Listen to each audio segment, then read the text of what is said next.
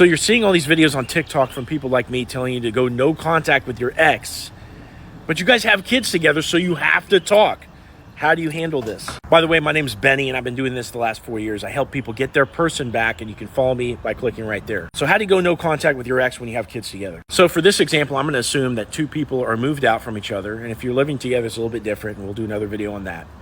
But if you're living apart from your person, you guys have kids together, this is how you do it. Number one, you're going to have to talk about logistics of drop off and pick up for the kids, right? You're also going to have to share medical decisions, maybe school decisions, whatever has to be talked about on the kids' behalf, you're going to have to talk about that. So it's not going to be all the way no contact. However, when you talk with your person and you have to initiate a message about the kids or even just reply to their message about the kids, you can be concise, not so short where it seems like you're just butthurt and standoffish, but you can be clear, concise.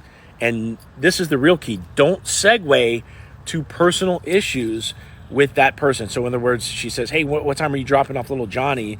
And then you're like, 5:30. Well, how was your day? You don't do that. You have to let your ex be the one to segue from talking about the kids onto personal issues. Now, here's the thing. When they do segue and they start asking you about what you're up to because you haven't hit them up and because you haven't, tried to chat with them, okay?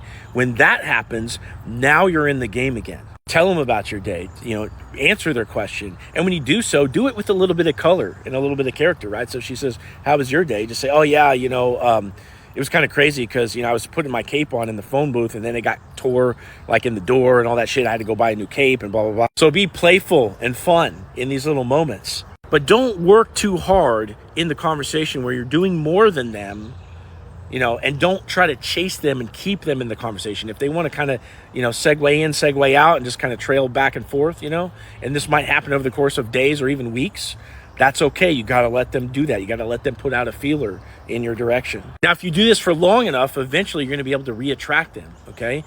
But when that happens, you cannot be the one to ask them to get back together. It's very, very critical that the person that, caused this split, okay, and there's always an initiator. Don't ever fool yourself and be like, oh, yeah, this was mutual. No.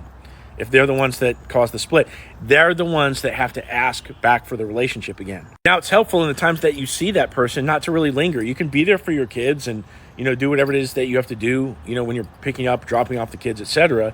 Okay, but always have something else to do. So if you need to excuse yourself for whatever reason, like you're chatting with them and then it seems like they're 1 foot in, 1 foot at the door, say, hey, you know what? I really got to get back to my work, whatever. And if you want a more in-depth guide, click on my profile, click on this link, come into my store and download this class right down here.